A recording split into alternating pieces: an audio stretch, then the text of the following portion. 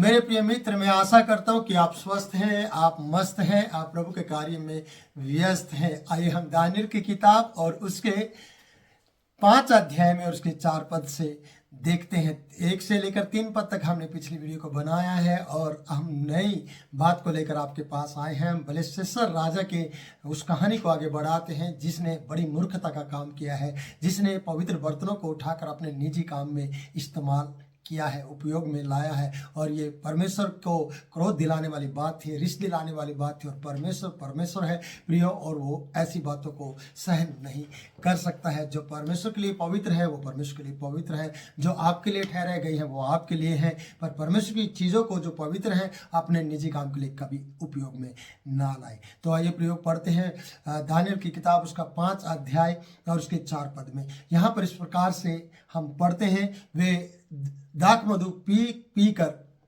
सोने चांदी पीतल लोहे काठ और पत्थर के देवताओं की स्तुति कर ही रहे थे। प्रियो, पहले तो मतवाले हो रहे थे, उससे पहले वो पी रहे थे और मौज मस्ती कर रहे थे। अचानक मन में विचार आया राजा के, बेलशस्सर के, और उसने कहा नहीं, सोने चांदी के बर्तन लाए जाए। जब सोने चांदी के बर्तन लाए गए तो वो पी कर मतवाले हो गए। जब वो पी कर मतवाले हो रहे थे तो वो देवी देवता की आराधना पूजा कर रहे थे। लोहे के बर्तनों, लोहे के देवता है, चांदी और पीतल और काठ और पत्थर के देवता के सामने वो उनकी स्तुति करते हैं। जो आबोल हैं, ना बोलते हैं, ना सुनते हैं, ना देखते हैं, ना हिलते हैं, ना डुलते हैं, उनकी वो स्तुति आराधना कर रहे थे। जबकि परमेश्वर को बर्तनों को लेकर और पवित्र बर्तनों में वो पी कर मौज मस्ती कर रहे थे। और काठ के देवी देवता के सामने, पत्थर के देवी देवता के सामने, और कहते कि लोहे के देवी देवता के सामने, सोने चांदी के देवी देवता के सामने, और जो हाथों के बनाए हुए देवता थे उनकी वो आराधना कर रहे थे उनकी वो स्तुति कर रहे थे। ये बड़ी दुख की बात थी। प्रियो, कई बार हमारे जीवन में भी इस प्रकार की बात होती है कि हमने अपने लिए, बेशक हम मसीह यीशु को तो हमने कबूल किया, ग्रहण किया, पर हम उन देवी देवताओं को तो छोड़ के आ गए हैं जो मूर्ति के रूप में थे। पर हमारे ही रिश्तेदार हमारे लिए देवी देवता बन गए हैं, जिनके बगैर हम रह नहीं सकते हैं, जिनकी अगुवाई में हम चलते हैं। प्रभु यीशु की अगुवाई में कम, उन लोगों की अगुवाई में ज़्यादा रहते हैं। और हमने उनको अपने लिए मूर्तियाँ बना लिया है, उनको अपने लिए अपना अगुवा बना लिया है, उनको अपने लिए ही मूर्ति बना लिया है कि वो ही हमारे अगुआ रहेंगे और हम उनसे लेन देन करते रहते हैं और हम उनके बगैर कुछ भी नहीं कर पाते हैं। प्रियो, यहाँ पर हम देखते कि जो आबोल देवी देवता है उनकी आराधना कर रहे हैं और सच्चे जीवित परमेश्वर के बर्तनों को इन्होंने उठाया है और सोने चांदी के बर्तन उठाकर उसमें दाख मधु पिया है और घिनौनी चीज़ें इन्होंने, घिनौने कार्य किए हैं जो परमेश्वर की नज़र में बिल्कुल भी सही नहीं थे। इसलिए उस वक्त, उसी घड़ी लिखा है कि मनुष्य के हाथ की सी कई उंगलियां निकलकर दिवट के सामने राजमंदिर की दीवार के चूने पर कुछ लिखने लगी और हाथ का जो भाग लिख रहा था वह राजा को दिखाई पड़ा। प्रियो, राजा मतवाला था।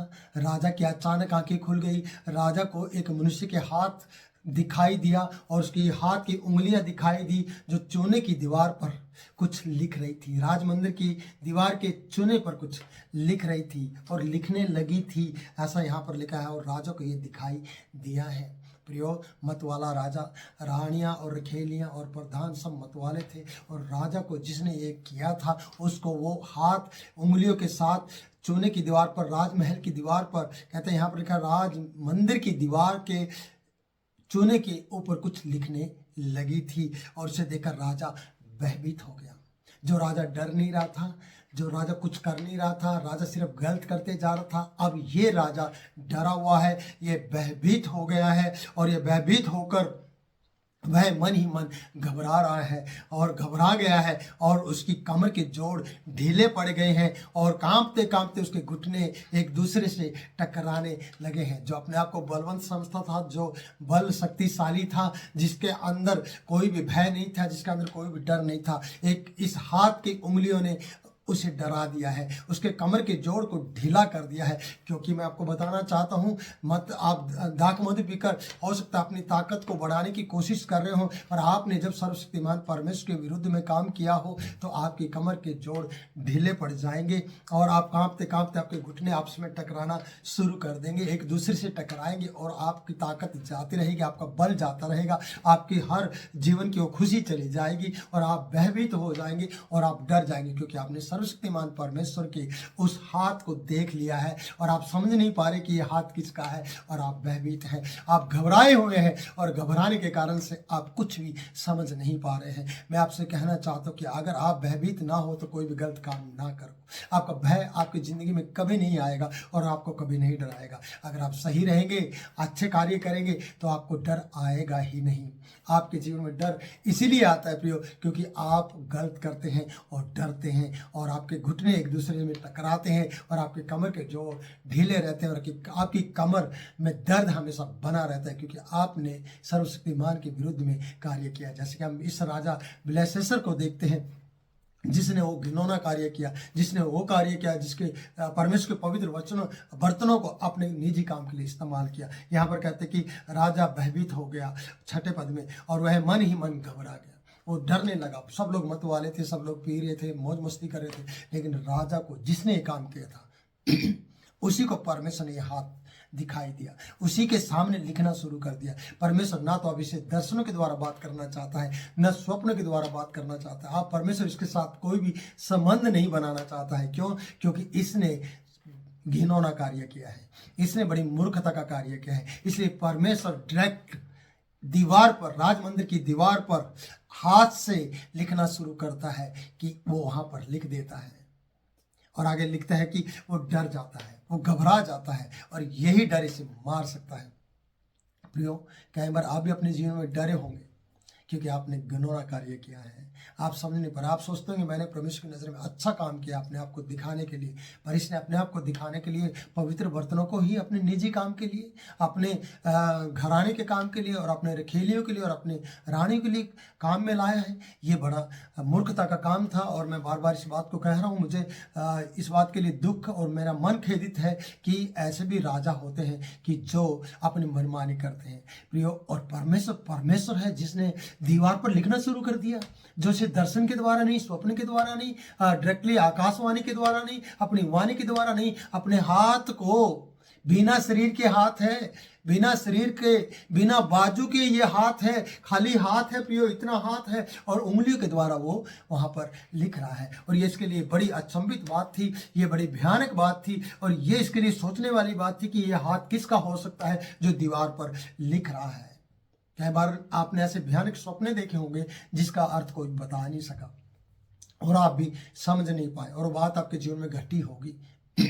इसलिए प्रियो, यहाँ पर जब हम पढ़ते हैं तो हमें ऐसा प्रतीत होता है कि अब राजा डरा हुआ है, अब राजा क्या करने वाला है, इसके दिमाग में कहाँ से क्या ये बात आगे कैसे इसका हल होगा, अब हम अगले पदों में देखेंगे प्रियो। पर मैं यही कहना चाहता हूँ, क्या आप भी मतवाले होकर वो गलत कदम उठा लेते हैं जो आपके लिए सही नहीं होगा और आपके घराने और आपके परिवार के लिए सही नहीं होगा? ऐसा गलत कदम उठाया हुआ आपकी ज़िंदगी को बर्बाद करके रख सकता है, आपके उन पदों को आपकी ज़िंदगी से हटा सकता है और आपके पद को आपकी ज़िंदगी से निकाल सकता है और आपके पथ को भड़का सकता है और आप उस मार्ग में कभी बने नहीं रह पाएंगे। इसलिए प्रियो, आज आप अपने जीवन में इस प्रकार से निर्णय लें कि मैं मतवालापन अपने ज़िंदगी में कभी नहीं लेकर आऊँगा, मैं कभी भी परमेश्वर की नज़र में गलत नहीं करूंगा और मैं अपने जीवन पवित्रता के साथ जीऊंगा।